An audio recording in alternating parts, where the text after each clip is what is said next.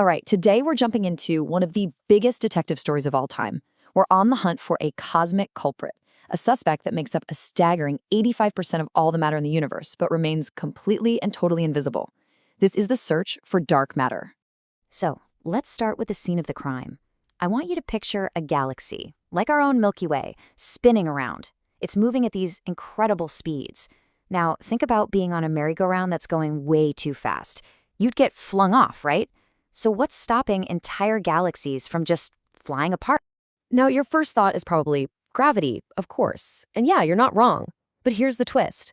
When astronomers actually add up all the mass from everything we can see, all the stars, the planets, the gas, the dust, there's just no way there's enough gravity.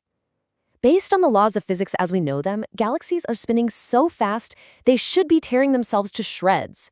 Something is seriously off. And that huge discrepancy, well, that leads us right to the heart of the mystery. There's a ton of missing mass. It's not that we think our understanding of gravity is wrong. It's that our inventory of what's in the universe seems to be, well, incomplete.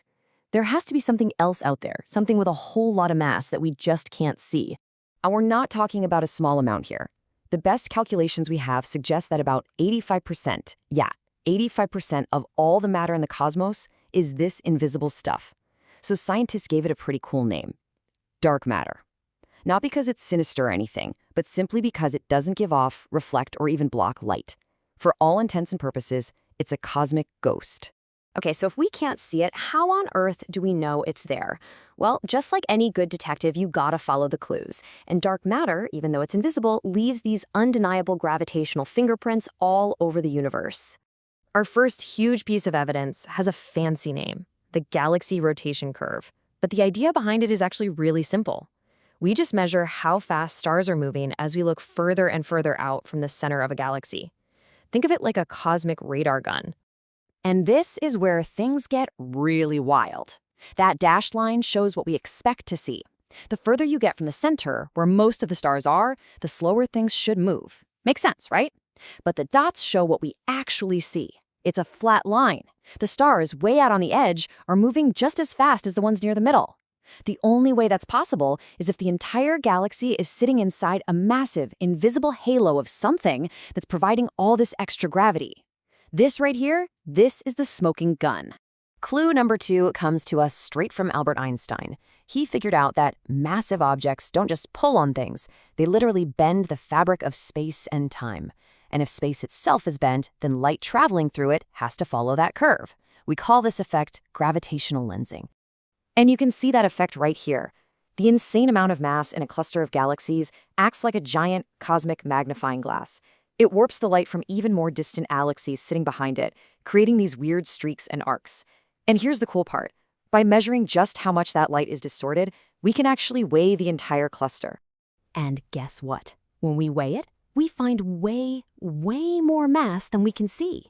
Gravitational lensing actually lets us map out where the invisible stuff is. In this image, all that blue haze shows the location of the dark matter. You can see it's absolutely everywhere, acting like the gravitational glue holding this whole cluster of galaxies together. And the clues just keep piling up. The way galaxies are arranged across the universe in this giant web-like structure, you can't explain it without dark matter providing the underlying framework. Even the faint afterglow of the Big Bang has these tiny temperature patterns baked into it that only make sense if dark matter was around from the very beginning. The case against an empty universe is overwhelming. Okay, so the evidence is solid. There is an unseen culprit out there, no doubt about it. But what is it? It's time to take a look at the lineup of cosmic suspects. And let me tell you, it's a crowded lineup. The candidates for what dark matter could actually be range from particles that are almost unimaginably light to things that are super heavy. But for the most part, we can group all these suspects into 2 main gangs. On one side, you have the wave-like candidates. These would be incredibly light particles, like something called an axion. There'd be so many of them that they'd act together like one giant collective quantum wave sloshing through the universe. Then, on the other side, you have your particle-like candidates. These are more like what you'd expect. Tiny, individual particles. The most famous of these are called WIMPs, which stands for Weakly Interacting Massive Particles. They'd be heavy, and they'd almost never interact with normal matter. So once you have a list of suspects, what's the next step? A manhunt. And this is a truly global effort, a massive, high-tech search for a particle that is designed by its very nature to be almost impossible to find. Scientists are basically using a three-pronged attack to try and catch this thing. First, you can try to catch one as it passes through the Earth. Second, you can look for the aftermath of them crashing into each other out in space. Or third, if you can't find one, you can just try to make one yourself. So that first method is called direct detection. This involves building these enormous, incredibly sensitive detectors, often huge vats of super pure liquid, and then burying them a mile underground. The whole point is to shield them from every other particle in the universe, so you can listen in the quiet for that 1 in a billion chance that a single dark matter particle might drift through and gently bump into one of your atoms. It's an amazing effort. The second strategy, indirect detection, is kind of the opposite. Instead of hiding from the cosmos, we stare right into it.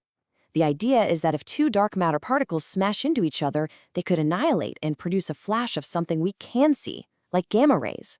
So we use our best telescopes to stare at places where dark matter should be really dense, like the center of our own galaxy, hoping to spot that telltale signal. And finally, we have the brute force method, collider searches. At places like the Large Hadron Collider, physicists are smashing protons together at mind-boggling speeds. The hope is that, in all that energy and chaos, a pair of dark matter particles might pop into existence. We wouldn't see them directly, of course. They'd just fly out of the detector without a trace. But we would notice that some energy and momentum from the collision had just vanished. So after all of that, after all the evidence, all the suspects, and this massive worldwide manhunt, what have we found? Well, the truth is, after decades of searching, the case is still wide open. We have not yet been able to definitively say we've found a dark matter particle. And this is why the search is so important. This isn't just about finding some quirky new particle. Dark matter, as this quote says, is the gravitational backbone of the entire universe. And without that backbone, well, none of this, including us, would be here.